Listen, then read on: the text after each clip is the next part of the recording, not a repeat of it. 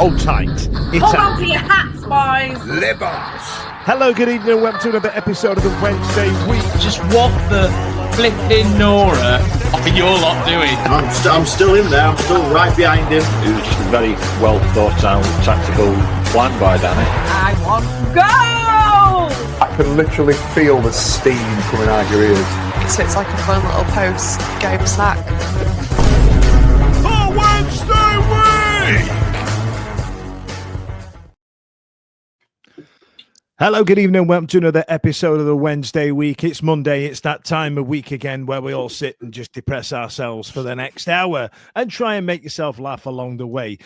Don't forget to join in via the comments. Ash will be manning those tonight. Don't forget to press like and subscribe and share with your friends. That'd be nice, wouldn't it? Tonight we've got another, as we've dubbed it, the timeline of terror, all coming in to see how the week's events have unfolded in the world of Sheffield Wednesday. Tonight joining me, I've got Simon, Charlie and the Ashmaster General. Chaz, how was your weekend? All right, yeah. Yeah, not too bad. My poor husband has had COVID, which is such a weird thing to get in 2025. Like, no offense, but it's very old school thing. If we were on the internet now, you would be getting that picture of Diego Costa playing for Wolves or Rio Ferdinand signing for QPR. You know what I mean? Yeah. That's what getting Rona is in 2025. Yeah, throwback. So I've mostly been keeping out of his way and taking the dog out. I've had to cook. Oh God, I'm not used to this. I'm a kept woman normally, or the other way around, whatever the difference is. I'm the husband. Ridiculous. Don't like this. Didn't like ridiculous. The change, You're the passport princess. Absolutely. What about you, Si? How's your weekend gone? All right. Just nice and quiet. Thanks, Dan. It's very nice, quiet weekend. I would love a nice, quiet weekend. As some of you know, I work in hospitality, and the Saturday just gone. Like I've said to you before, right? This generation of 18 to 21-year-olds, you know, the ones that were like mid-teens during COVID, are truly one of the worst I've ever worked with in my life. Bless them. They're bereft of any kind of decision-making process, right? So, for example, some of the questions I get asked at work are slaughtering me, and they just don't want to come to work. Like, you know what I mean? And my world fell into disrepute by 11 a.m. on Saturday, and we had a load of people booked in that day, and I can't tell you how badly it went. And all I've done is just do refunds all day, because young people, it's wasted on the young. It's wasted on them. Ashley, you had a hell of a day, didn't you? I did, Daniel, but no one wants to listen to our name banter, do they? They've not come for us to, we're not going for 20, 25 minutes of talking. Listen, let's do some showing off banter, though. Tell us what you were doing. It seemed like a decent event you were at. I must admit, right? So, just to give you a bit of background, Ash and Stevie were doing they were guests on the Not the Top 20 tour. Is that right? No, it was the festival. So the Crosswise Festival at Sheffield. So we are now, the Wednesday Week are now festival contributers. So yeah, we like Glastonbury. we went to the festival. Yeah. So the Not Top 20 podcast guys asked us on to come on as guests, special guests, to talk about all things Sheffield Wednesday. So yeah, it was good. Yeah, it was at the Playhouse Theatre at the Crucible. So I reckon there's about, 300 people there, maybe, something like that. Tell you what, I've been putting it off now. Simon, Chaz, I need to let you into a bit of a secret here.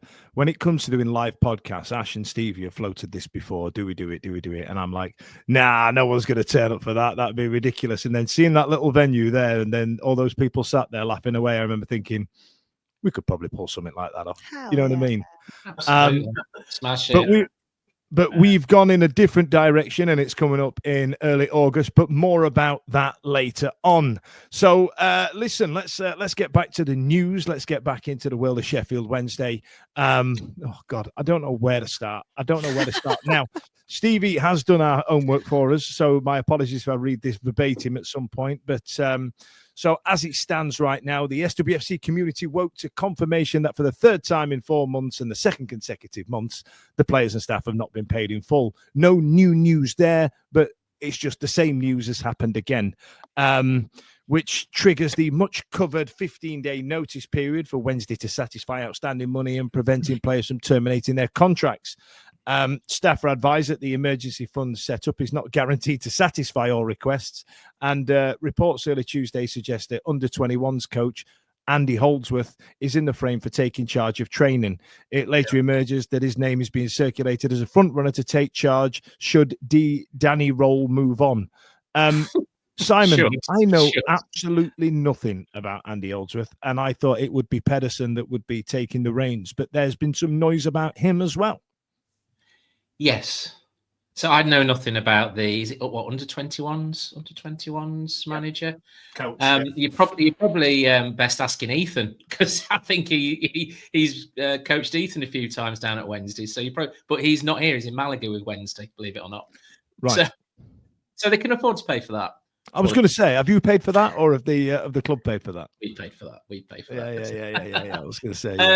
But the Pedersen thing seems to be gradually sort of gaining momentum, doesn't it, in regards to maybe filling Danny Roll's spot, which, by all accounts, listening to the ITK accounts and other people in the know, it would appear that Pedersen pretty much was taking the running of the team and training for much of Danny Roll's sort of tenure. He's settled in Sheffield by all accounts. Again, from what the ITK accounts say. And then I think one of the Star guys today has tweeted that actually... Oh, we're on last week's side. Don't jump forward too far. We'll have no to talk about. Okay. I think we'll have plenty to talk about. Anyway, so Pedersen's name's in the mix as well. So more of that later on. And then, oh God, here we go. And then, Simon, I'll come to you again. Then there was a lack of access to Middlewood Road, and Pato, Windass, Palmer, and JLo were all training at Woodburn Road, all seen on an Instagram post. Did that seem to you like a group of lads getting together for a kickabout, thinking we should be doing some pre-season training now? I think there'd already been some Instagram posts from Palmer with him and Pato training at Worksop's ground with a fitness coach that is linked in with Palmer. And I remember last year there were similar photographs with Palmer and Windass, and I think the fitness coach was at Woodburn Road as well. So this might be something that they've obviously taken off their own back. We can't train at Middlewood Road because the pitch isn't ready, so we'll go to Woodburn Road instead and train there. So to me, it just shows a group of players are using their initiative to get fit. Yeah, and do you know what? Yeah, fair play to them. I'm kind of glad they've done that. There was some new faces through the door. There was Joe Emery. I think we made about 6 signings this last week, didn't we? All children that I know nothing about, and I'm not going to get you guys to speculate on them either and go, well, it might be good. It might. We know nothing. We're not going to pretend to know how these kids are playing. But it's nice to see some new faces coming in, even though they are children, and letting them sign that contract as it stands right now is tantamount to child abuse. That's just a joke.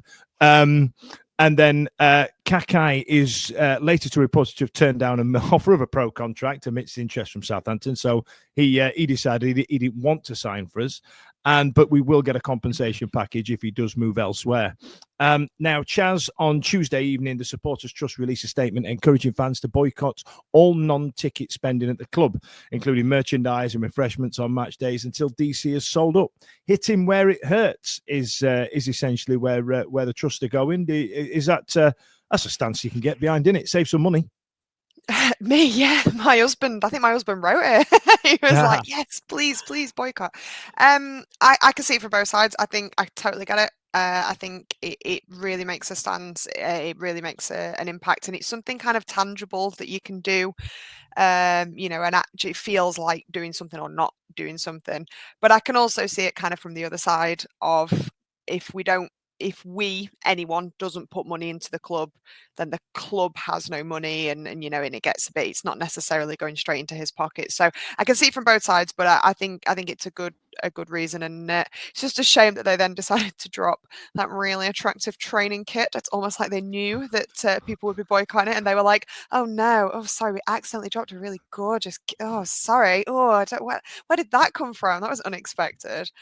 So I'm hoping we get sold for no other reason than just so you can go out and buy buy some all the guilt-free training tat, kit. because I know that when a new strip comes out, you are absolutely enticed by it, Terrible. like steam grabbing cartoon characters around the nostrils from an apple pie cooling on the window, Literally big love heart eyes, like just throwing my money at them. It's terrible. So yeah, I will be sitting on my wallet and not putting a penny in. Good luck with that. I noticed that the black and yellow kit is getting from DH Gate is getting some love, and I feel like there's going to be a lot of that in the next season of people standing there wearing that 1993 strip. Ash Ernie Weaver becomes the second to sign a pro contract. Logan becomes the third of the 4 academy prospects offered contracts, and then we signed on a load of new players. And then PFA Chief Executive Maheta Malango expressed his shock at the ongoing situation regarding lack of payment to players at the club. He says the PFA have been in touch with the players to advise them of their options in the midst of talk of 15-day notice periods and outstanding wages owed. Now, this is interesting to me, Ashir, right? So the PFA Chief Executive has expressed his shock. Like, I am shocked. Well, what have you done about it? You know what I mean? There's an element of, Jackie Weaver here, does the PFA executive have any clout? Because I think what we've found is because Chansiri privately owns the club, essentially, and for some weird twist of fate also owns the ground, there is very little that the PFA and the EFL can actually do until certain criteria is hit. And the problem is that once we've hit that criteria, we're already galloping up diarrhea drive without a saddle, right? So yeah, the PFA is slightly different because it's their union. It is, yeah.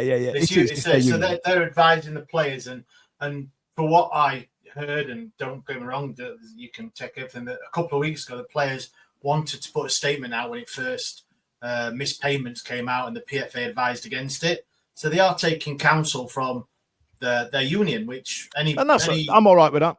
Of course, yeah, they're going to know their rights better than anyone, aren't they? What they can and can't do, and with all the furore against the wages and what's happening, I suppose as a player, you don't want to tip that boat too much because of contract-wise, what you can and can't do. So yeah, for me, the PFA chief exec coming out, I don't see a problem with that. It's acknowledged as an issue. Pertaining to all these members, or if all the players they've got to be, haven't you, to be a footballer? I think you've got to be part of it. It's one of those where you used to have a TV license, but not so much being part of the PFA. So yeah, no issues. It's just, I mean, he knew about these. What was it, March, that we didn't get paid first of the three months. So he's aware of it. Yeah, no issue with him putting a thing out. The 15-day notice thing. I mean, I know Joe's done a lot of work on behind that. Trying to get the actual word, what it all means, and all that sort of stuff. It's big shout out to Alex Miller getting some annual leave in this week. By the way, fair play, Alex. Well done. Great timing, brother. Absolutely. Great timing. So getting all that, you hand your 15-day, you letter in, but as I understand it, that if the club clears all the wages and everything, then it cancels the 15-day notice. It's basically you can pay, you not pay, get a letter, and then you've got 15 days. It seems ridiculous being able to have that clause in there. If I'm honest, we discussed it last week, didn't we? Like, I'm going to have my notice in. Oh yeah, then here's your money. Well, okay. You know what I mean? What would that do? And I'm sure that it's all done, not secretly, but any players that did do it, they wrote the letter or got someone to write it, because they're not all the brightest pencil in the pencil case, are they? So sharpest. Sorry, sharpest. Ironic. The irony dripping. I know. You'll never know which players, because if you did, and then you've got to go back in that dressing room once all the wages have been sorted. If all the wages get sorted out, you don't want to be sat with your teammates going, actually, he didn't want to be. I'm sure they roughly know, but some people won't be. So I'm sure it's all behind closed doors. I really wish I had that Steve Bruce. Hello. meme ready to go, that little video, because that's what it's going to be like, especially if Roll comes back to work. That's exactly what it's going to be like. Before we get to the comments, boys and girls, Ash is going to run through them. I need to catch you up that, like I said, I have had a busy weekend at work, and I didn't have a lovely shave like I normally do before I go live on the interwebs, and I am getting rinsed out in the comments for the makings of a lovely tash. Ash, take it away. Yep, Neon Brown. Is Fudge growing a Sparks tash? And that's probably one for Simon's era. You know what? When I saw that comment, I went, he's absolutely nailed that. He Explain that one to me. Explain that one to me. That's older than me. There was an 80s band called Sparks who were sort of techno noir. And they were very well dressed. And they had these little pencil moustaches and slick back hair. And you know what, mate? You've nailed it. You've nailed it. I tell you what I do get sometimes. You know, if my tash comes through and my hair gets a little longer, I get a few people call me either Shaking Stevens or Brian Ferry, depending on the length of the tash. And I feel like the Brian Ferry look from the Let's Stick Together video is where you're going with the Sparks tash. Am I correct? Actually, is it that type of look? I think you're more P&O Ferry than Brian Ferry, mate. Go on, Ash. There you go. Here we go. There we are. Oh, brilliant. Thank you very much. There we are. Josh Lukai, I believe. There we go. Throwback. Anybody coming to our event in August is now going to come with little stick-on tashes now, aren't they? Yeah. And you should play like some Sparks. Who was the Reggie Blinker wigs? Get them sold. Get them on Tap Shop. Yeah. All right, keep going. Let's have some more comments. Go on. Yeah, you have had it. Then Jay Blog said, I thought he just had biro in his mouth. Brilliant. Boise. Boise's hilarious. And you got a question here by Be More Super. Can I ask Fudge a question, please? Do you feel footballers have got worse since they lost their moustaches? Now, to give you a bit of background on that, Brian Be More Super there is the guy that managed to get the tickets for the Superman Q&A premiere that we went to last week. He's the guy last year, in the last couple of years, that I did the movie podcast with. And he knows that is a hard-hitting phrase about my lack of facial hair. He's absolutely stitching me up, and I'm very upset about it. Very upset about it. All right, then. Oh, God, we're all over the place. Go on, what's that one, Ash? Tom, evening, Fudge. Evening. Fudge looks like he's about to coach the greatest underdog story you've ever seen. This is my Ted Lasso AFC Richmond jacket, so I am about to do that. Yes. Have we got any normal comments that don't reference my mustache? No, I'm limiting these. Slappy's great. Yeah. Mad Ward. Joe Crans reported that Pedersen was spotted at S6 today. I think that's what Simon was going to pull that thread up before you stopped him off. But we've got a week's worth of news. Not at all. It's a bit harsh when all the squads at St George's Park. Did anyone tell him? Left behind. Liam Henderson, good to see Baz and Windass at St George's. And Craig said the same, Baz and Josh. And it's just them two. Has anyone else spotted any other players? Yeah, there was a shot from like a good long way away that someone's clearly zoomed in on an iPhone with, and you can see Baz and Josh because they're quite distinctive, and some players. You know what I mean? It could be a load of kids that we've brought, could be the team. We don't know. But anyway, Tim. Sorry, last one. Tim Wymark. He thinks he heard somewhere because we still owe other clubs money, and the PFA can't help by paying outstanding wages. Oh yeah, that sounds right. We'll get to that one. Okay, let's get into that one after this. Hold tight, kids, it's advert time. Hold tight, kids, it's advert time. So, Simon, the Independent run an article covering the current situation at the club, and it transpired that we still owed money to Southampton for all that nonsense that happened back in January. And randomly, this one blew my absolute bloody mind, that we still owed 50 grand to Norwich for Akin Famewo. He's got Chansiri's got Klarna, hasn't he, or Klarma, or whatever it's called. Not something you get used. Yeah, I'm sure. I was going to say if he's got it, we could probably get some cream from the chemist. Yeah. He's literally, I'll pay you later. Be fine. Yeah. I'm good for it.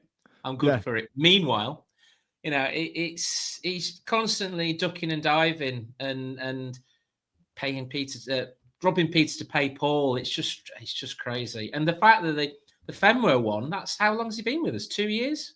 Yeah. He is. Yeah, You enough, know, enough to two. have like a 6-month injury. And Yeah, exactly. And he still hasn't paid for it. I mean, what are Norwich doing? Are they sort of like ringing him up? Is he ghosting them? Are they ringing him up? Like Delia's ringing him up and going, come on, mate. You know, come on, mate. You owe me 50 grand. Come on. yeah, she's literally at the front door going, "Where are you?" Where are Yeah. Let's be having you. So that's absolutely incredible. I can't believe Mad. that's come round there. And then there's also the there's the most protracted transfer saga in the world for Caelan Cole Calamatri. Passed his medical at Man City. Where is he? Does he still play here? What's that poor kid? He's been touted around for like 3 weeks now. Honestly, it's absolutely wild. And I did see a tweet today, and I will obviously not name and shame, but someone was like, "Oh, no loyalty in football." And he's like 14, and he's got the chance to come and play at Man City. Like, he's gonna like, come on now. Like, let's be absolutely serious. Even if we weren't a shambles, that is such an insane thing to say about a child. Like, let's be real. Yeah, who knows? And I think everyone's like, oh, we really need that money. Well, unless we're selling him for £34 million, I think it's still going to be a drop in the ocean. But we might be able to pay off for Maywo, maybe. That classic, that sounds about right. That's like that's an equivalent. Yeah, I don't know. It's he's passed his medical. He's there. He's not there. And a lot of the accounts that are tweeting about it are a bit, I don't know, some of them not as reliable. I think it's unlikely he's staying. I will say that. But I find it really difficult because obviously this time of year you have a lot of ITK accounts that turn up to try and, that SWFC media one. I realised it's still going. I got blocked by it a long time because I was essentially trolling and bullying that 14-year-old that clearly runs it. But with that comes a lot of, like, you've got Joe and Alex, right, who are in the trenches, unless Alex is on holiday, right? They're in the trenches. They're the only ones to really believe in terms of the media. And then the Athletic has all of a sudden become, the last couple of years, has become quite a reputable outlet. Anything outside of those is just comes across as somebody trying to bag headlines. And then with everything that's going on at Sheffield Wednesday, they're getting knobheads like us, and they're getting the guys from Wednesday Till I Die. They're getting other people from other podcasts. Like, I think there was a Sheffield Wednesday reggae podcast that started up. I'll not listen to it, so I'm not slagging it off. I'm not having a pop, but you know what I mean. Unless it's one of those, unless it's Joe and Alex, I don't know who to believe anymore on what's going on. You know what I mean? Because it's us just speculating in various news outlets, going, "Oh yeah, welcome to welcome to Talk Sport. We've got Dan Fudge on for the Wednesday week. Dan, what's going on? Don't know. No, I don't. I've read this, could be that. Don't know. Well, you know what I mean? Well, that's it, isn't it? That's the whole thing. I think a lot of people over the last couple of weeks have actually said that on X or whatever you want to call it. That they've said, "Well, I'll not believe it until Joe or Alex or even Rob from BBC Sheffield say something," because there is, I think I mentioned it the other week, is the journalistic integrity. It's their jobs, isn't it? It's all right, us here and people on X spouting stuff, you can believe it or whatever you want, of course. And there is going to be people that know things on social media because they'll have people working at the club, they'll have friends, they'll have people working in the industry and stuff. So there is, but when you've got respect to journalists saying something, then you do listen, don't you? You go, actually, that's got to be gospel because they're going to have checked it. And I think Joe said it on here a few times before when he's been on, saying he's got to check it 2, 3, 4 times to make sure, because everyone, like, there might be 2 or 3 people on social media saying, "Oh, this has happened," but then he checks it out and actually it's a load of balls, or what he can't run with it because he can't back it up. Yeah. And I think that's where you're getting now. It's great. Yeah. Oh, I'd love to come on here on a Monday night and go, right, this is what we've heard. It's this is happening, that's happening. You can't. We could. I can say anything. I could say, I don't know, what we got coming up, what shall I make up? I don't know. But do you know what I mean? We're not governed by that, and people will. Yeah. The problem is it's become open season, hasn't it, for that? You only have to look at X, and it's primarily from X. Every day that, you've had certain players have put their notices in. We're having a fire sale of players. We're doing this, we're doing that. I mean, you can put anything that hasn't got any credibility at all and we'll believe it because we don't know what's going on and it's there in black and white. So like you say, the only people really we should be having any credence to are I would certainly say Joe and Alex, because And obviously us as well. I mean, make sure you listen to us. You know what I mean? Oh, But it's listen like- to us because we put a slight funny angle on it, don't we? We deliver things with I said funny. humour. I've just Put the realised rumour mill on it. I've come dressed as one of those Italian mobsters, you know, the ones that wear the tracksuit that say "forget about it," and that's funny. I'm not in costume. This is my actual clothes, so that's fun, isn't it? And then you mentioned it earlier on. Josh Windass was outed by Give Me Sport as one of those players that announced that he was leaving. Chaz. Josh Windass seemed like an easy target for this type of thing because he likes to think he's so 1,000,000%. cryptic and stuff like that. There's been a lot of cryptic posts on Instagram, and we're all sat there like sleuths on the internet trying to work out what we're talking about and all the rest of it, and what's the hidden meaning of this. It's just some lads kicking a ball around, but we never really got that confirmed outside of that outlet about Josh Windass, did we? No, and I think it's a bit like if I say, Roll's definitely not coming back next season, that's such a really good bet. Like, it's probably not going to happen. Therefore, if I just put that out there, I'm going to look like I know what I'm talking about. So I think it would be easy to say, heard Josh Windass is going, because there was so much about the idea of him maybe not wanting to have stuck around anyway and and all this kind of stuff and this. I honestly think he is the biggest wind-up merchant ever. I think he just does it for shits and giggles. Like, I really do. I mean, I'm not saying he may not have aspirations to move on. I think there was a lot to suggest he maybe wanted one more season, which he had, and then he was maybe ready to go and all this kind of stuff. But he also doesn't need to necessarily be at training. Like, if he wanted to keep up his fitness, he could train elsewhere. Do you know what I mean? Like, he doesn't necessarily need to have come back to the squad. I don't know. Maybe I'm reading too much into it the other way. I think he loves, though, posting like an Instagram story of like him in jail and being like, hee, just to see everyone raging and going mental about it. I think he'd love all that. So again, until specifically it is confirmed, it's a very easy bit of speculation. He's such an easy target for that. Yeah. Well, Friday was a new news cycle. So Manchester City were linked with teenage defender Romario Collins. Ash, we've had a comment there saying it was Fabrizio Romano that was that quoted it. So all of a sudden now we've got these youth players that everybody's going, Wednesday in trouble, and now all of a sudden our youth team that we don't use is now becoming big news. You know what I mean? All of a sudden that's creeping in. Now, this one's the worst for me, Ash. The club contact staff and players to thank them for their continued support of the club in difficult circumstances, and the correspondence read, regrettably, the situation has not changed and we are still unable to confirm a payment date for all outstanding salaries. These payments remain our number one priority. We completely understand the pressure this puts on each and every one of you, and we're extremely grateful for the professionalism and patience being shown by everybody across the club. This has gone on too long now, hasn't it? It's a fucking joke, isn't it? Yeah. It is absolutely. All right, I'm talking here. I've got a bit of a smile. It's not a laughing and joking matter at all. It is serious. It's people's lives. Yeah. And I know the people that have gone on to family members of him and they're on holiday or they're at a nice place in whatever.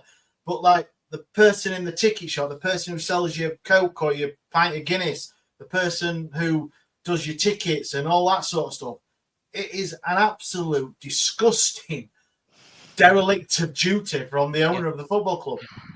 And to come at what's that shitey sentence there? Regrettably, yeah, of course you are. No, you're right, regrettably. And he's supposedly coming out saying he's trying everything to rectify this. Well, I'm sorry, but if you're trying everything and it's gone on for 2 months now and you've not been able to pay, you've not got anyone or anywhere that can lend you. Sell your house. Sell your house, John. Exactly. That's it. That is it. Yes, all right. He can't sell his house, but that's what he wanted you to do. And it should be rightful that people ask that of him. He should have things. I don't know. I said it the other week on the podcast. I spent a good couple of hours going through Thailand's version of the company's house to go through and look. He's supposedly in construction. I could not find one company or anything with his name. I could find some of his brother and some family members, but not him or his wife or anything like that. And it's just, why does he find it so hard to just go to somebody?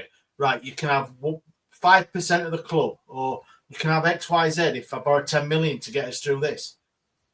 I really just can't. I just can't understand if he's that bothered about paying people's wages. You would, and all right, then I'm a business owner, but it's just me. I don't got wages to meet every month. But if I had, I would do everything in my power to make sure my staff and all right then my in a small business might be only a few grand to your weekly wage, whereas Izzy's obviously 1.5 million a month. You would do anything you can in your power to do it. And just to come out with this statement saying, well, actually, I don't know when you're going to get paid. I think it's absolutely disgusting. It's madness, isn't it? And the fact is that by all accounts, the staff in the club are working for nothing and they're staying loyal to the club, not loyal to him, but loyal to Sheffield Wednesday Football Club, because at the end of the day, they've got every right to look for other jobs and leave because they've got mortgages to pay. They've got, maybe holidays they booked last year that still got to pay for. They've got kids that they've got to put in uniforms for next summer. And what is the scary thing is that there is no end to this. So we theoretically start next season playing in the Championship, but we could be faced with no staff to run that club and no football players to play, in which case the club will cease to exist. In regards to, there's nothing there other than a stadium and a man owning it who is not willing to or can't put his hand in his pockets. But Charlie's alluded the last few weeks about rich people having no ethics or being narcissists, etc. And I think there's sometimes a split. And I remember my dad struggled with his business for a while, and he sold everything. Our life became quite hard because he needed to pay his staff and keep that business going, and he gave everything up towards the end. But there are others I am aware of who still live in big fancy houses and have seen all their staff get made redundant and their businesses closed because they've looked after number one. And in this case, unfortunately, he is a man who looks after number one.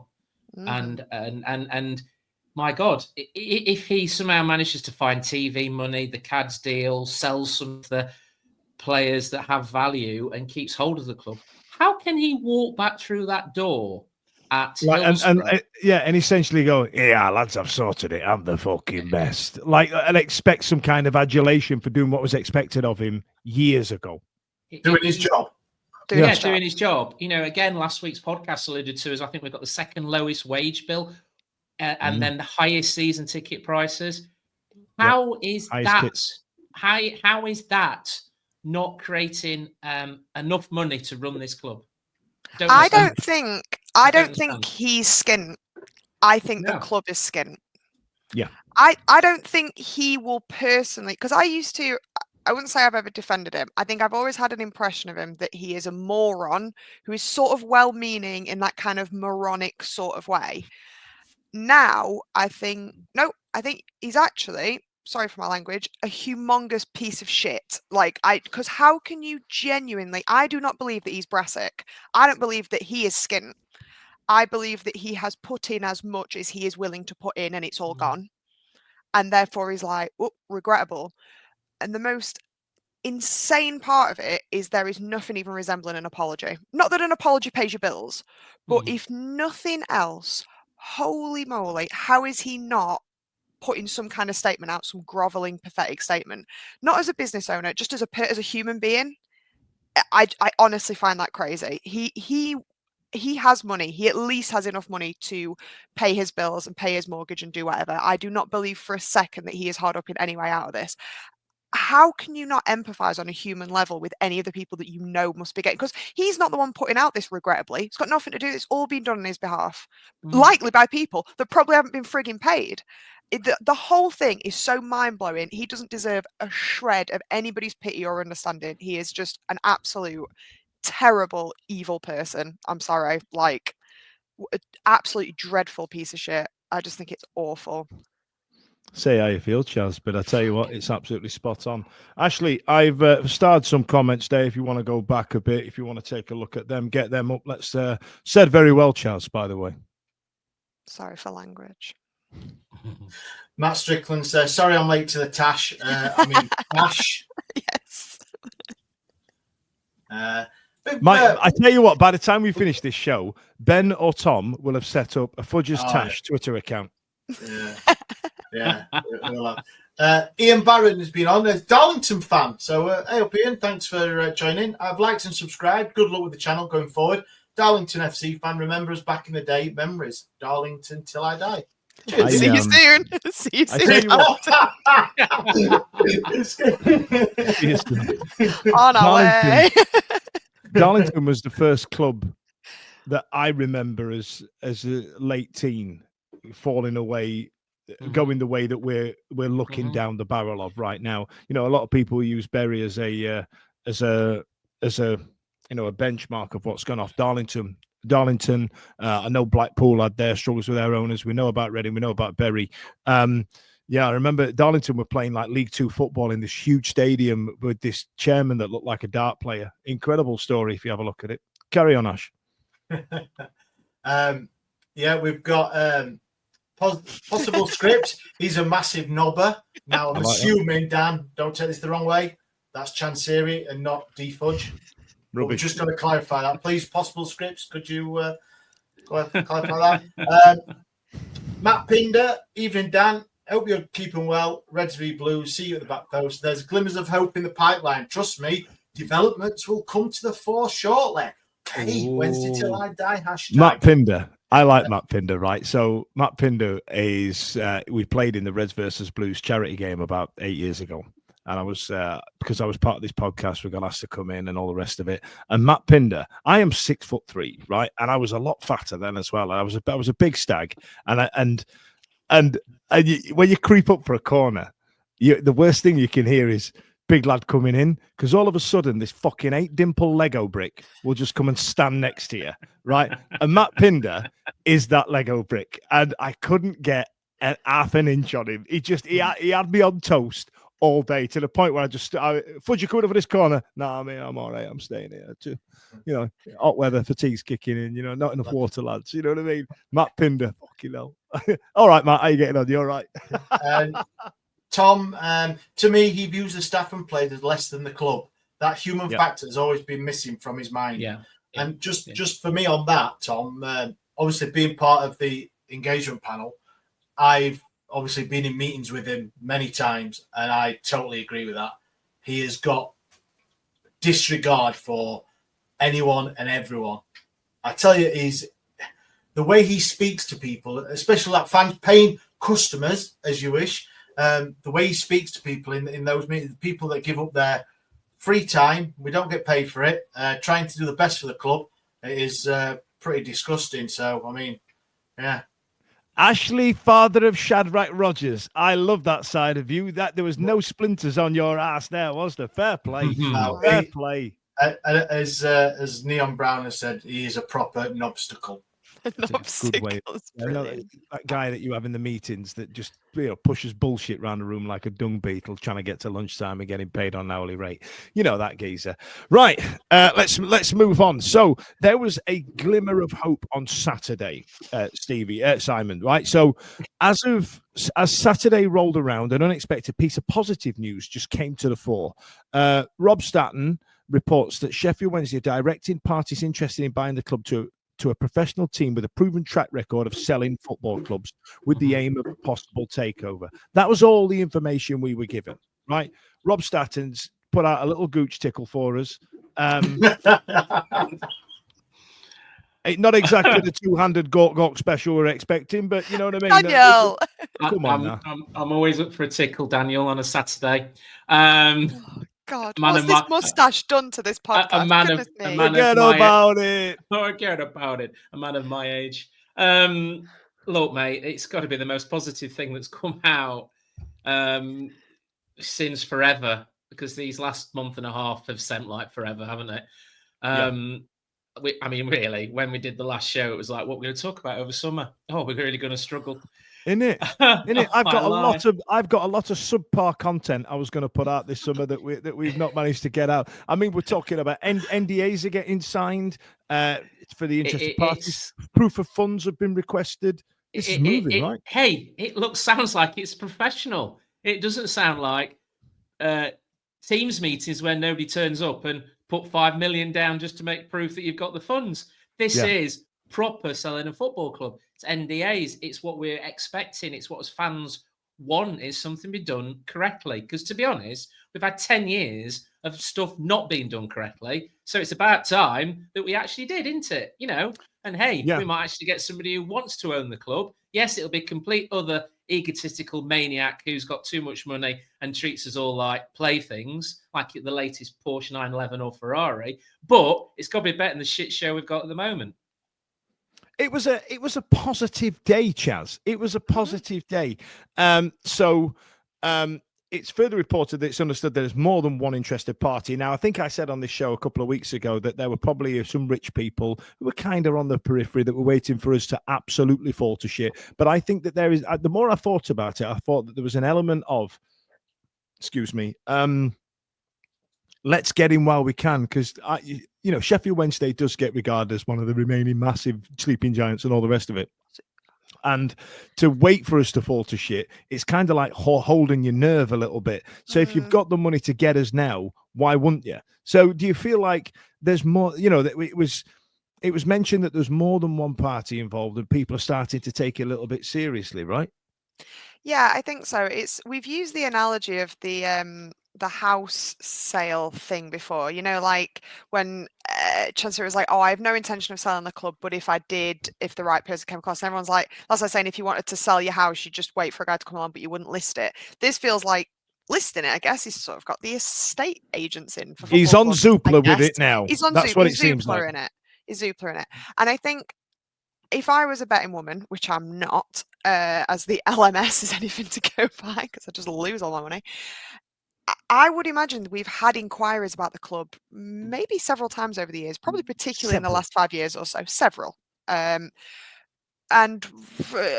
probably never even really got a foot in the door. People who see the value, have seen the potential untapped value, but still. And then obviously it's now dwindled to the point where it's like, I obviously have to sell the club. Now, what you might be getting, and again, it really doesn't matter, we're on live support, but you might be getting more of the people who've been watching and going, I will leave this another 2 years. I will leave this another 4 years. I will leave this another relegation. I don't know, to then get it a bit of a bargain, which is not great. I don't know.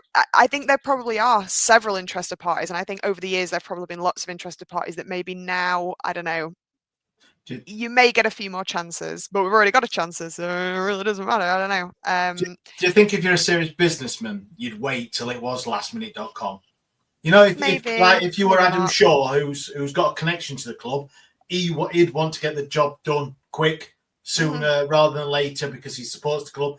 When you take the emotion out of it, and it is just a business to a lot of people, not to us, not to it isn't. It's a business. It's a business. If you can get it £10 million cheaper, if you wait a few weeks, you will. But now it's got. Why would you not? Yeah. Because you don't buy a football club to make shed loads of money necessarily, but you might recognise. Well, you'd recognise the untapped market of it. You would recognise that it's a big football club with a bit, and the what would you sort of call it? The upward swing that a new owner would give, even that within the next 5 years. We even had that under Chansiri. We did. Of course we did, because his money was where his mouth was early on. New score, but and to be fair, we came within. Who knows how different things may have been if we got to the Prem? I don't want to give him a shred of any kind of no get out of jail free card here, but you never know that value. Blah blah blah blah. But I think, if you have loads and loads of money, to a certain extent, a football club's a bit of a passion project. You will see the value of it, but you are going to put in a lot of money. Even if you're a fantastically run owner or consortium or whatever, you're going to be putting a lot of money in. I think it probably makes sense in a way that you would see how this is clearly going. Another embargo, another ticking off, another delayed this, and go, let's pull it. What you might not want to do is let it go too far off the boil, because if things are in really dire straits, not only is, you might get it for a bargain, but you're actually going to be paying a lot more. I mean, the longer Chansiri racks up debts, the more work that might need to get done, this, that, and the other. So I think it's probably a delicate balance of let's wait till they're really in the shit, but not till they've completely gone to shit. I think an investor has to come in. My thoughts is at the moment we stand under 3 embargoes, which some parts we can get out of by paying some bills. I think the sticky wicket comes to if we start getting points deductions, because at the moment they'll be buying into a club. We've got no points deductions. We're under embargo, but there are ways to operate within that. Mm-hmm. But if we end up getting, say, 12 points taken off us, that immediately makes this Championship club a League One club in a way, because whoever buys it, we're going to see relegation in May. Also, as well, if there were to be a fire sale of saleable assets, Gassama, Charles, etc., like that, I think there was a quote of £2.5 million for Gassama. He's worth way more than £2.5 million, but probably to Chansiri, he's thinking, I need the money now. I'm willing to sell him cheap. Somebody coming in would actually look at those assets and go, actually, A, we don't want a point deduction, so we need to come in now, because if we do, we're a League One team. And B, we want to keep some of these because probably they'll help us mid-table push if we had to, but also as well, if they do a good season, we'll get 4 or 5 million for them, not 2.5. So there's that speculate to accumulate, and I think so. There's a fine line now in regards to value, because let's face it, if we get a 10-point, 12-point deduction, the value of the club will go off the cliff, won't it? Massively. And we can't spend any money. We can't buy any more players. So, and that's true no matter who buys us now, isn't it? I think that's true, isn't it? Yeah. Pretty much. Now. There was some drone footage of going over the North Stand to have a little look about. The fact they used the drone and didn't climb up there, I don't know what that says about the integrity of the North Stand. But all those people that sit in T1, good luck to you next year. I hope you have a lovely time. Where's your young'un sitting next season, Simon? Up with me in the prawn sandwiches. So good idea. One more season. Good idea.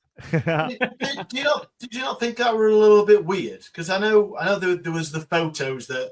I think we tweeted them out as well, didn't we? But those photos were like 2 years old, so I feel like there's more damage since then. I think the problem you've got with the North Stand is working in health and safety. Is there isn't any sort of safe access up there? There's no running lines or anything like that you get with roofs on new stadiums.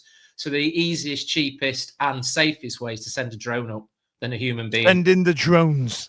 and it's the in thing now, isn't it? Getting your drone on. Yeah, it's essentially a kid's Christmas toy. So that work's going to start. And then despite a week of ITK reports claiming Danny Rolla has gone to Leicester, it seems like they're interested in Chris Wilder now.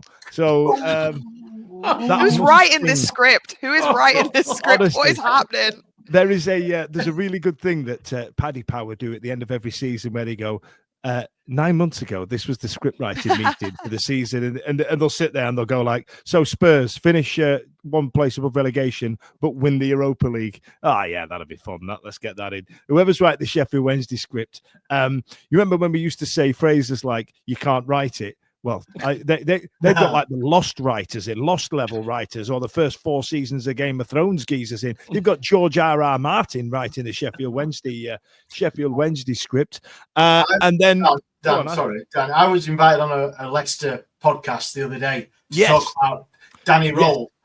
He's been linked to Leicester and all this. What do you think to him? Give your impression of him. So we'll start talking, and then down at the bottom on his little banner that he had scrolling along was all the odds.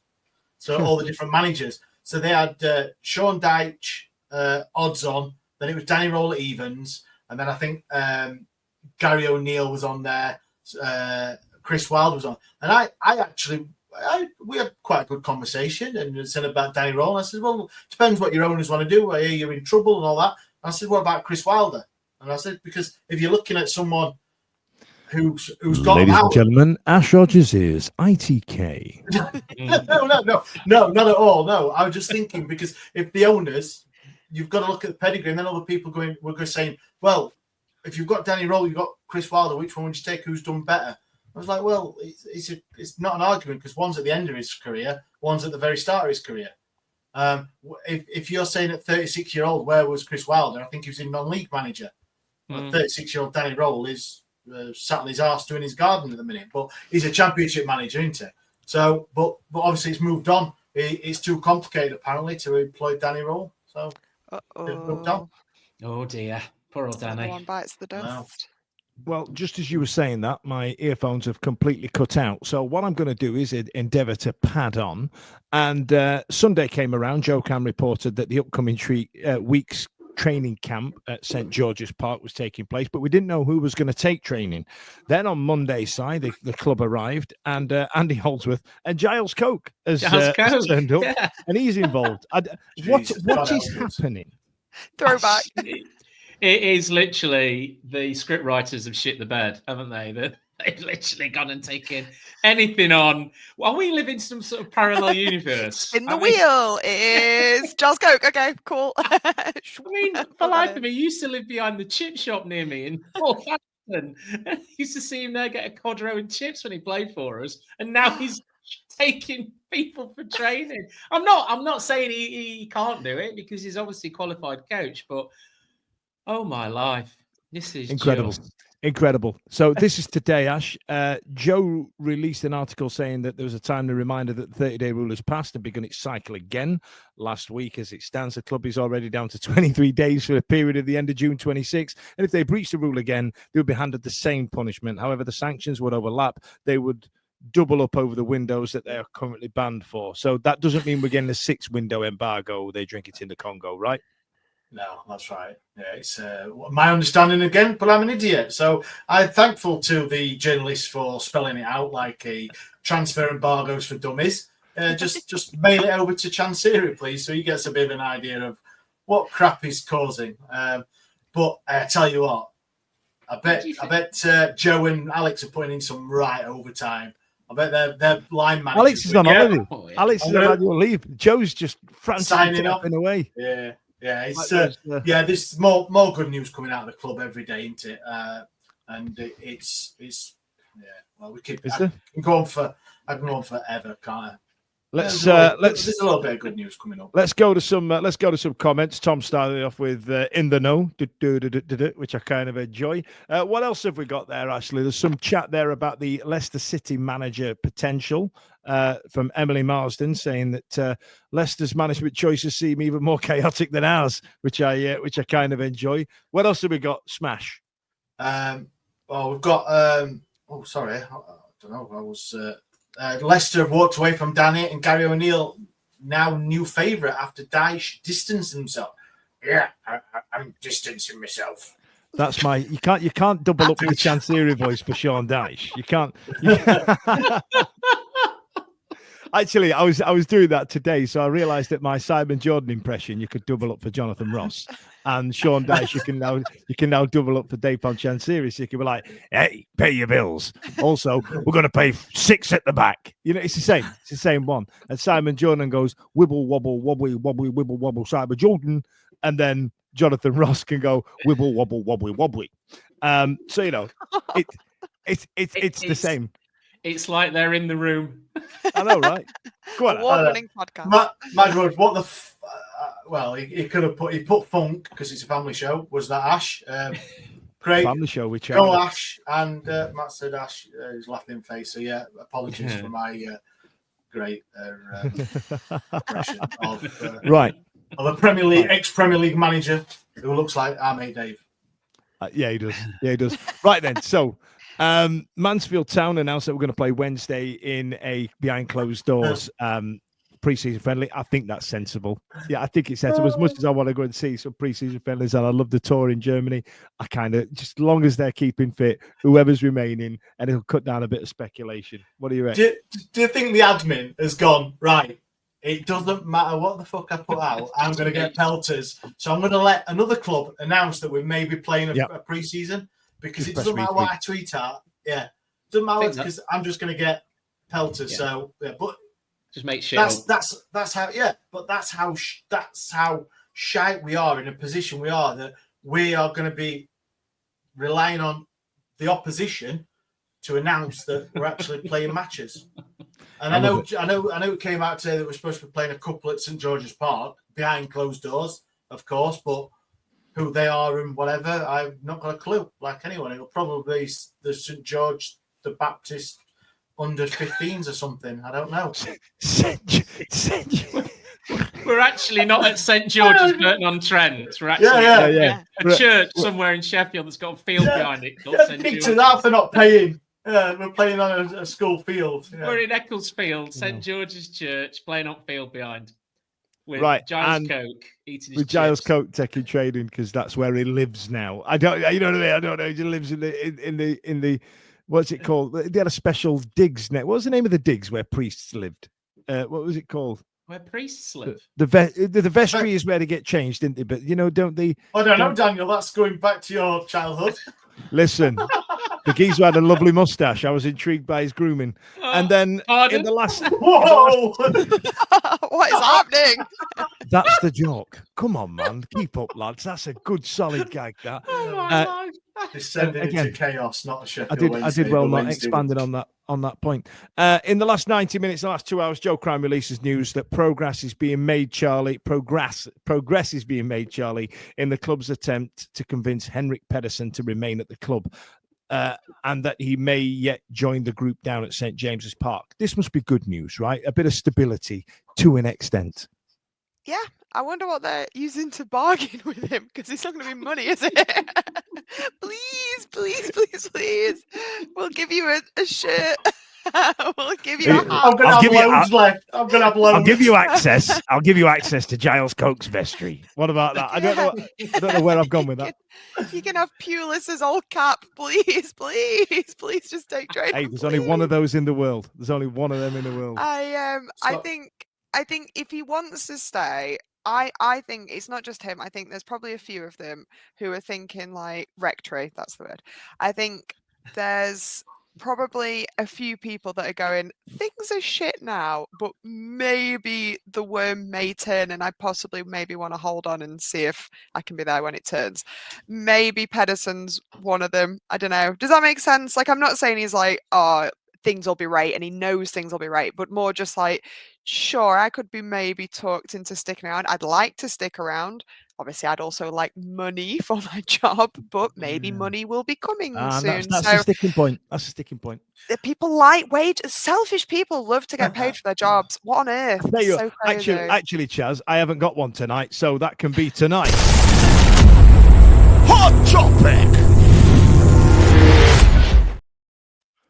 Tonight's hot topic. Do you like receiving money? Oh, game's gone. Game's gone. Of course you do. I mean, yeah, I think he's settled in Sheffield. Does his family like it in Sheffield and all that? So I think he actually. It seems does. like a top geezer as well. I kind of want to go on the pints with him.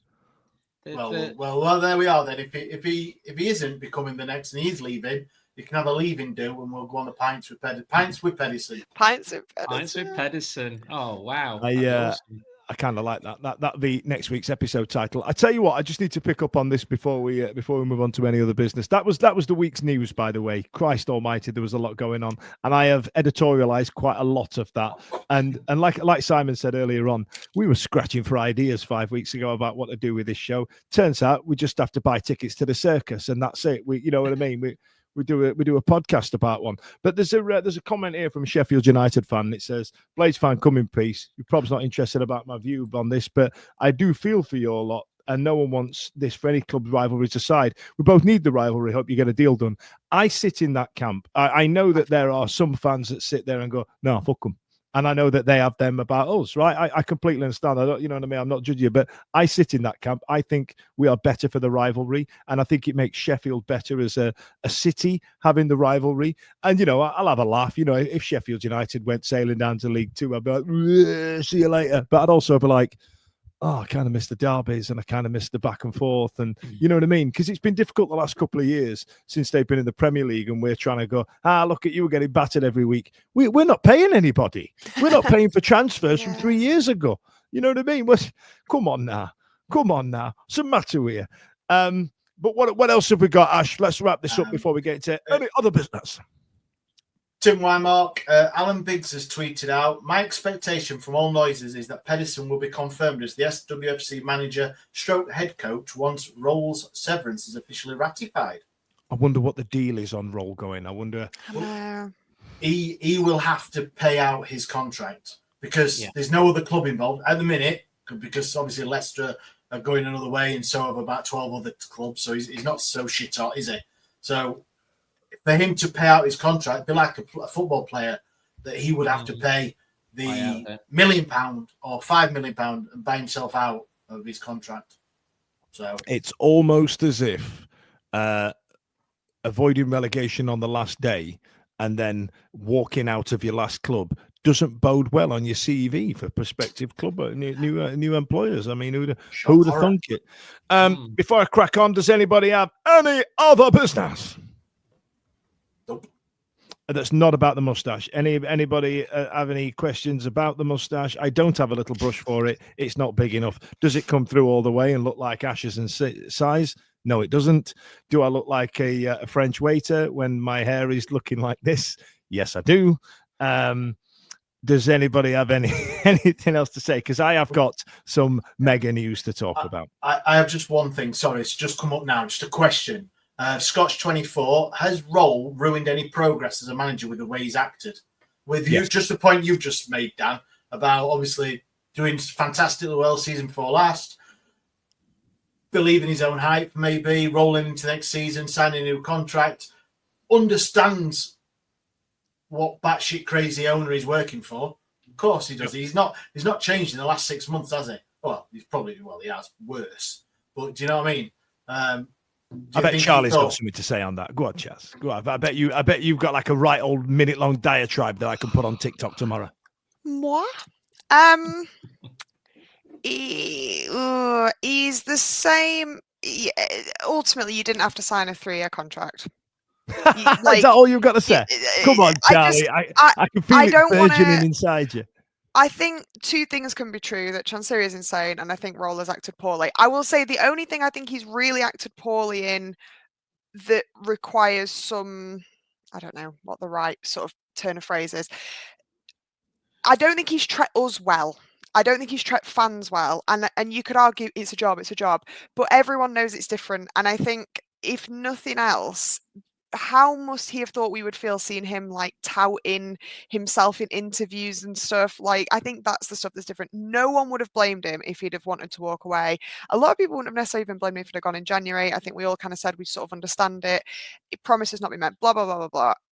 All that aside, he could have gone in grace with the full understanding. And I think the way he's kind of like pimped himself out to everybody, and nobody wants him, which is hilarious, but that stinks. That really stinks.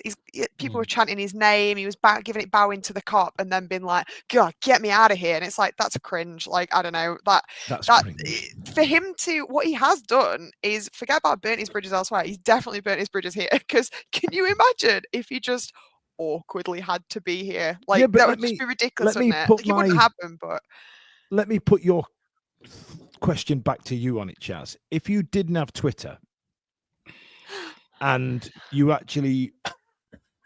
didn't, what's the word? You didn't forensically go through the interviews that he's done, would you still feel that way? No. And I also wouldn't have heard rumours and hearsay, conjecture that he's maybe a bit of a tosspot behind the scenes. Just saying, again, it's all rumour and hearsay. People say things. But is he, is he a bit of a tosser behind I don't the know. scenes? I've absolutely no idea. Is he a winner that had no time for divas? Maybe. And the thing is you're absolutely right. You have a wealth of information, and it's not actually helpful or good for your mentals to like have a tiny little evil rectangle blasting football misery at you constantly. The average person who isn't kind of drag him up diarrhea drive, the average person who's not online probably just thinks he's our manager that's probably fed up a Chansiri. And maybe that is the story. Maybe that is the whole story, and it's so easy to like zone in on the wider stuff. I think anyone could argue that, like, if someone hadn't broken up with you, but you found them on Tinder, I feel like we already both know that this long distance thing isn't working out, but to see you on other dating sites is kind of disrespectful. That's how it feels. It's a bit like, look, we know you want out, but you could maybe handle it with a little bit more grace from fans' perspective. That is also an because excellent analogy. I think there are players who, I mean, Barry Bannon is not actually a Sheffield Wednesday player as it stands, and he's still at training, and probably would have offered to drive the bus and take training and put the cones out if he needed to. That's loyalty, and that's what deserves recognition, I think. So we spoke about near the start of the show about the staff, the people. Ash, I'm sorry, mate. My apologies. Right, I'm sorry to stop you. Dave Clarkson's been on with Yawn. And then I've got Dave Clarkson coming on with what the hell are you on about? Dave, fuck off. Keep scrolling. You don't have to watch, brother. Sorry, Ash. That's all right. Well said. I'm glad I got interrupted for a worthwhile endeavour there, Daniel. What I was going to say is that at the start of the show, we talked about the wages. I said about wages. There's staff that have been turning up that haven't been paid or been paid a very small amount of their wages. Wages and sorry, David's responded. What's happening? What's going on? What are you talking about? Sorry, you're reading comments that's not been put up, and everybody, you've got an in joke already. What's happening? It's not. It's your mate. Apologies. Oh, has it been on? Wankers. Brilliant. Cheers, Dave. So he says people have been turning up for work, and he's been no doubt being paid because I would imagine that he's got a contract. He wants to leave. You want some severance. He wants some compensation. So you're going to keep his wages going. But you've got people turning up to work, and now he's not. Yes, for whatever situation, he could have still turned up to work and still been wanting to leave, saying I need to leave. But he still needs to turn up to work, and that's what the bit I get is you've got people turning up to work that are on probably 1% of what he's getting paid, and still doing their job under Chansiri. And he's not. So that's my thing. Sorry, we've all been in positions, haven't we, where we've not enjoyed where we're working, but it's a case of we look but carry on working, and I always had that inkling with Danny that he has quite a large ego, and rightly so, because he's worked with some really good people. He's been assistant manager for the German national team. Obviously, also got the sack from that. And then he came to Wednesday, kept us up with a team that should never be in that position anyway, but then really did check out in January, from my opinion. I think some of the interviews were questionable, blaming players and stuff like that, and throwing players under the bus. And that's when the professionalism sort of went, in my opinion. And then just the way he's conducted himself, there's a word, isn't there, professionalism, and I don't think he's conducted himself with a large amount of that. Absolutely. Now, Ash, let's do these last comments before I get on to our big news that some of you might know all right about already. I've favoured a few. Let's call this the Dave Clarkson segment. Thunderbird, I like this one, Dan. Tells his audience to fuck off. Well, Windass would be proud. This one might be a bit niche, but Tom Camillin. Moustache reminds me of the Spirit of Jazz Mighty Boosh episode. Just don't start scatting. And John Wakefield, the four of you turned up for free to chat shit for an hour. Dan even tried to grow his tash, yet DR can't even respect the fans and turn up. And there is, I know you're taking the mick a little bit, but there is a thing of respect, isn't there? Yes. To your job, to the fans. And I tell you what, Ash, even if there was a comment from Danny that sort of said, look, I appreciate you. You guys have got a lot of questions. We're trying to sort some things out in the background. Will I return or not? Will I return? We're talking about that. Obviously, there's a lot going on at Sheffield Wednesday. Something like that. We'd go, yeah, fair play, Dan. Thanks for keeping us in the loop. But NDAs and Chansiri, and once again, you know what I mean? Just something saying, just somebody just saying, listen, we're sorting something out. All right, we appreciate it's happening because as far as we know, he's sat there going, well, I'm not going back. And Chansiri's going, when are you coming back? Well, fuck you, pay me. You know what I mean? Like, is he waiting for a 15-day notice period? Has he been paid? We don't know. But listen, let's talk about something positive. So, boys and girls, you may have seen as of the social medias on Friday that we have announced a rather ambitious endeavour. I have not slept since. And the response to it has been quite overwhelming, I must admit. I didn't think we'd get this amount of people involved, and I wanted to tell you guys about it on the internet. So we, in the absence of Owls in the Park, we wanted to do something where the fans would get together and they would just have a pint in the sun, bit of music, bit of dance, bit of banter, that type of thing with some other Wendy fans. So at the Steel Yard in Sheffield at Kelham Island, we're going to be hosting the inaugural Owls in the Yard. Did you see what we did there with the name? Mm-hmm. Owls in the Yard on Sunday, the 3rd of August, in about 26 days now, 27 days. We're just going to have a bit of banter, have a bit of a laugh. I'm going to be there. I think Chaz and Ash are on holiday. You get to meet Simon in the flesh. You get to measure yourself against Stevie, or if you're short, get yourself measured against Stevie's child, because that's quite a humbling experience as well. And Holly might turn up, depend on how Sunday pints are going. So we're gonna play some games, might play some music bingo. We're going to do that. That's going to be fun. We've got some prize to give away. There's going to be some stuff there for the kids. Some Martin's from Kelham Island said there's going to be some fairground rides there, but we're going to do some bits for the kids as well. So kids are more than welcome. Bring the dog. Come and have a pint. Come and have a good time with us. We've got a live band coming, and we should be confirming soon who the Sheffield Wednesday player that's coming to join us on the day for a live Q&A for about 20 minutes, half an hour on stage as well. So I implore you, get yourself down. If you look at our socials, there's a ticket link there. The tickets are only £3. Tom Burton's going to be there. He's going to be taking some feedback or taking some orders. If you guys want to get some name and numbers put on the back of your shirts that might not necessarily be from the club shop, he does them as well. So if you do want to get involved, get Tom's details. Tom's going to be down there. We've also got a few of the people that we're going to be announcing through the month, and this is going to be mega. I must admit, the response to it has been quite overwhelming, to the point where I did have a little bit of a cry at how overwhelming it's been, and I have considerably bitten off more than I can chew. So if you want to see my Botox pour out of my face in real time, I will see you on the 3rd of August. Sans mustache. Oh, no. Does anybody, have I missed anything? Thank you a lot for joining us tonight. Thank you a lot for getting involved in the comments. It's been an absolute pleasure tonight. Even you, Dave Clarkson. The best thing is about being in a situation like this, Chaz, right? I was a DJ and a host for a long time, and there's always some dickhead who thinks he's louder and funnier than you in the crowd. And what you have is a microphone, and they can't hear what you're saying. You know what I mean? So it's a bold choice to start slagging people off on the internet, because we can't hear you, Dave. We can't hear you. You were the one in the rectory. You can't, because you're giving him airtime now, Dan. That's what he wants, isn't it? That's what he wants. That's what he's after. That's what he's after. All right, Ash, Charlie, Simon, thank you so much for this evening to get through that shit show that we've just got through. In the meantime, thanks a lot to you guys out there in Radio Land. See you later. Every week, live from 8 p.m. It's the Wednesday Week, bringing you football analysis. He came in. I think he scored a goal. Bringing you banter. Yeah. Bringing you responsible life hacks. I met you wonderful souls at 10 a.m. for some shots. The Wednesday Week. 1, 2, 3, 4 live. Available on all social medias. Obviously, this goes out on YouTube and as well as all the other social media out there, podcasts, etc. The Wednesday Week 24-25 season. Join us. Put on your podcast.